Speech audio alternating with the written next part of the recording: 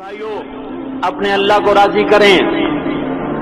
جن دکانوں کے پیچھے نمازیں چھوٹ گئیں، جن دکانوں کے پیچھے سچ کو طلاق ہو گئی، جن دکانوں کے پیچھے دیانت چلی گئی، خیانت آ گئی، بددیانتی آ گئی، ہاں اللہ تعالیٰ قیامت کے دن کہے گا بددیانت سے، وہ تو نے جو امانت کھائی لے کے آ، وہ امانت جو تو کھا گیا تھا لے کے آ. کہے گا یا اللہ کہاں سے لاؤں، وہ تو دنیا میں رہ گئی. اللہ تعالیٰ فرمائیں گے پڑی ہوئی ہے جہنم میں، پڑی ہے، جا اٹھا کے لا. اور وہ جہنم میں کیسے جائے تو فرشتے ماریں گے چٹ، اور وہ اس کو لے کے چلیں گے، اور چلتے چلتے دوزخ کا سب سے خطرناک حصہ حاویہ، وہاں اس کو لے کے جائیں گے جہاں منافق رہتے ہیں. بددیانت لوگ حاویہ تک چلے جائیں گے ایمان ہونے کے ساتھ بھی. امانت کو کھانے والے لوگ حاویہ میں چلے جائیں گے جو منافقین کی آگ ہے اس میں. وہاں دیکھے گا تو جس کا مال دبایا تھا دنیا میں وہاں پڑا ہوگا، کہے گا اچھا یہاں پڑا ہے، اتنے میں وہ تباہ ہو جائے گا. اس کو اٹھائے گا، کندھے پہ رکھے گا، پھر اوپر چڑھنا شروع کرے گا، چڑھنا شروع کرے گا، چڑھنا شروع کرے گا. جب دوزخ کے کنارے پر آ جائے گا تو وہ اس کے ہاتھ سے چھوٹ جائے گا اور پھر حاویہ میں جا گرے گا. اس کے ساتھ فرشتے مار کر پھر کہیں گے جا واپس لے کے آ. پھر یہ واپس جائے گا، پھر اسے اٹھائے گا، پھر کندھے پہ لے کے چڑھے گا اور چڑھے گا اور چڑھے گا. جب کنارے پر آئے گا تو پھر اس کے ہاتھ سے چھوٹ جائے گی. اس کے پھر فرشتے مار کے نیچے گرا دیں گے جا لے کے آ. اب یہ کبھی اس میں سے نہیں نکل سکتا. اس کمانے سے توبہ کریں، یہ کمانا جہنم میں لے جائے گا. اور ادھر دوسری سنو، سَيَعْلَمُونَ الْيَوْمَ مَنْ أَصْحَابُ الْكِرَامِ، ایک فرشتہ اعلان کرے گا آج پتہ چلے گا عزت والے کون ہیں، آج پتہ چلے گا عزت والے کون ہیں. أَيْنَ الَّذِينَ تَتَجَافَى جُنُوبُهُمْ عَنِ الْمَضَاجِعِ، کہاں ہیں راتوں کو اٹھ کے نمازیں پڑھنے والے. ارے میرے بھائیو یہ نماز کی غفلت بہت بڑی ہلاکت ہے. میں کیسے سمجھاؤں، میں تو جب بھی جمعہ پڑھاتا ہوں میں یہ مضمون ضرور بیان کروں. مجھے جب یہ مجمع نظر آتا ہے تو میرا دل ٹکڑے ٹکڑے ہو جاتا ہے کہ یہ 8ویں دن آتے ہیں اور باقی دن کہاں ہوتے ہیں. یہ کیوں نہیں سمجھتے، ان کے آنکھ کیا ہو گیا، ان کے کانوں میں ڈاٹ لگ گیا، یا دل کے اوپر کوئی پردہ آ گیا، یا میں کوئی عربی میں بات کرتا ہوں جو سمجھ میں نہیں آتی، یا میں کوئی ان سے چندے کا مطالبہ کر رہا ہوں، یا کوئی اپنی ذات کے لیے سوال کر رہا ہوں، یا اپنی شخصیت کی دعوت دے رہا ہوں.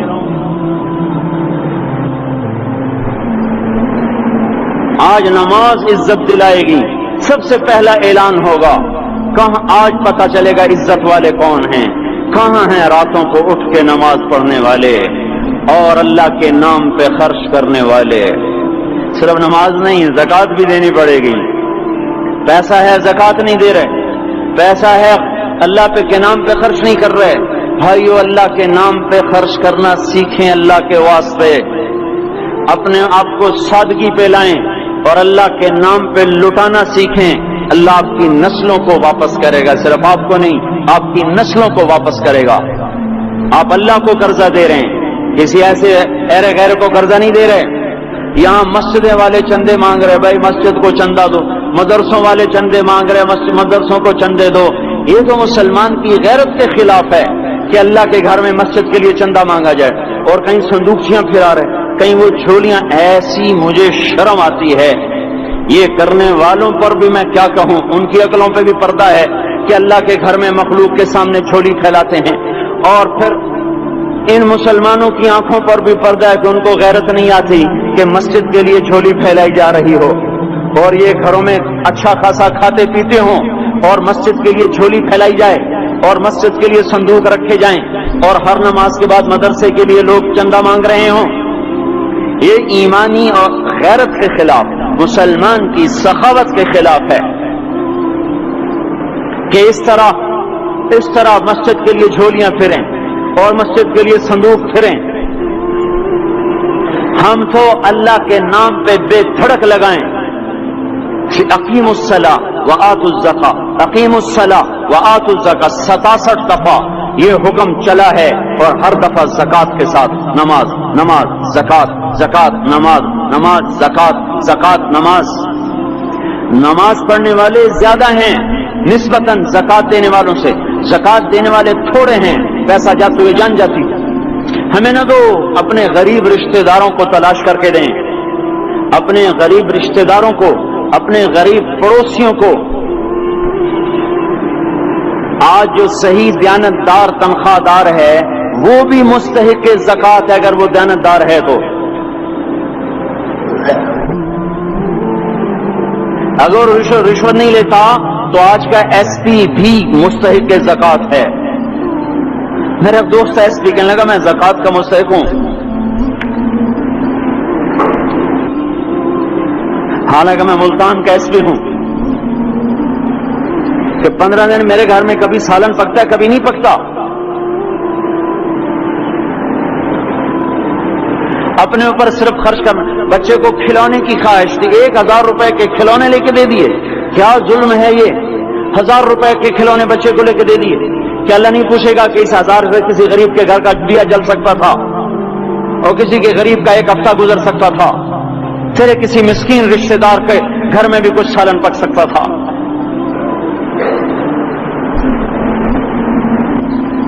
رزق دیا تو اس کا ہوش نہیں کہ اس کا حق ادا کریں، جان دی تو اس کا ہوش نہیں کہ اس کا حق ادا کریں. سجدہ جان کا حق ہے اور زکات اور صدقات یہ مال کا حق ہے. میں کب اپنے لیے مانگ رہا ہوں؟ میں کہہ رہا ہوں اللہ اپنے غریب رشتہ داروں کو دیں،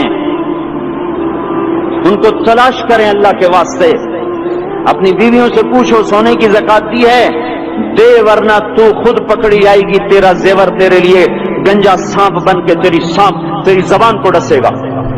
ان کا میں نے تو بچیوں کے لیے سنبھال کے رکھا ہے. اس کی زکات دو پھر ٹھیک ہے، ورنہ اسم کو توڑ کے اس کی زکات دو، نہیں تو یہ مال پکڑوا دے گا قیامت کے دن. نماز نہیں چھڑا سکتی اگر زکات نہیں دی، اور زکات نہیں چھڑا سکتی اگر نماز نہیں پڑھی. مسجد بنا دی 50 لاکھ میں، اگر خود نمازی نہیں تو یہ مسجد بنانا اسے جہنم سے نہیں بچا سکتا. میرے بھائیوں، اپنی جان کا بھی صحیح استعمال کریں اور اپنے مال کا بھی صحیح استعمال کریں. ہم ایسے اندھے نہیں ہیں کہ جو بچے نے چاہا لا کے دے دیا، جو بیگم نے مانگا اٹھا کے دے دیا. نہیں نہیں، ہم پہلے دیکھیں گے اپنے اوپر. حضرت عثمان رضی اللہ عنہ کے پاس ایک سال ہے، حضور سے مانگنے آئے، آپ نے کہا عثمان کے پاس چلے جاؤ. عثمان سے مانگنے گئے تو آگے بیوی پہ لڑ رہے. کس بات پہ؟ یوں کہہ رہے وہ باہر چھوٹے چھوٹے گھر ہوتے تھے تو باہر آواز آ رہی. بیوی کو کہہ رہے اللہ کی بندی رات تو نے چراغ میں بتی موٹی ڈال دی، وہ بتی ڈالتے تھے نا اس کی روئی کی، تو تیل زیادہ جل گیا. تو یہ کہنے لگے یہ کس کنجوس کے پاس بھیج دیا؟ جو بیوی پہ لڑ رہا ہو کہ تو نے بتی موٹی ڈالی ہے تو یہ مجھے کیا دے گا؟ تو یہ چمڑی بھی نہیں دے گا. جب ان کو باہر بلایا اور خیرات مانگی کہ وہاں سے آیا ہوں، تو انہوں نے اندر گیا، ایک تھیلی اٹھائی، نہ پوچھا کہ کتنے چاہیے، نہ پوچھا کہ کون ہو، 3000 درہم اٹھا کے دے دیے. وہ حیران ہو کے کہنے لگا یار ایک بات تو بتاؤ. کہا کیا؟ یہ مجھے تو نے اتنے دے دیے کہ میری اگلی نسل کو بھی کافی ہیں، اور خود بیوی پہ تو لڑ رہا تھا کہ بتی موٹی کیوں کر دی. کہنے لگے وہ اپنی ذات پہ خرچ تھا، وہ پھونک پھونک کے کرنا ہے. یہ اللہ کو دے رہا ہوں جتنا مرضی دے دوں، یہ تجھے تھوڑا دے، اللہ کو دے رہا ہوں. تو اپنی جان کو بھی لگائیں اللہ پر اور اپنے مال کو بھی لگائیں اللہ پر. اور میرے بھائیوں اپنی کمائیوں کو حلال پہ لائیں اور بیویوں کو سمجھا دیں کہ ہم تمہاری خاطر دوزخ میں نہیں جا سکتے.